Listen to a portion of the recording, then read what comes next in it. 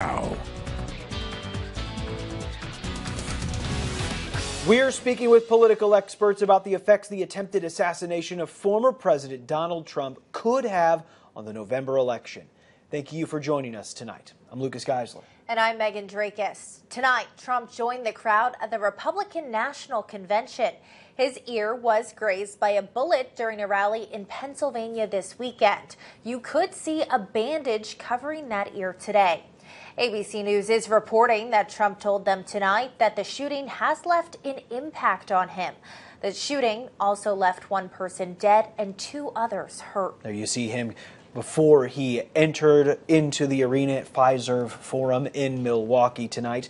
Our ABC 17's Nia Hinson joins us live in studio tonight. Nia, you spoke with a professor who says Saturday's events likely won't change much on the election front. And Lucas, Charles Zug with the University of Missouri tells me we were already starting to see a shift in some swing states leaning toward Trump after the presidential debate in June. I also talked to him about the history of attempted assassinations, and he says those have been known to give candidates boosts in the past, but he doesn't see many people changing their votes after Saturday.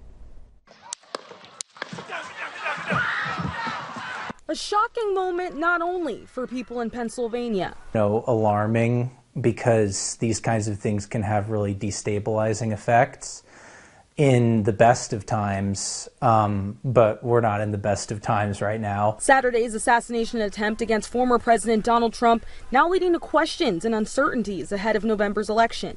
I sat down with Assistant Professor of Political Science at MU, Charles Zug, to learn more about if Saturday's events could change things for President Biden or Trump, and if past U.S. history may give us a hint at what's in store.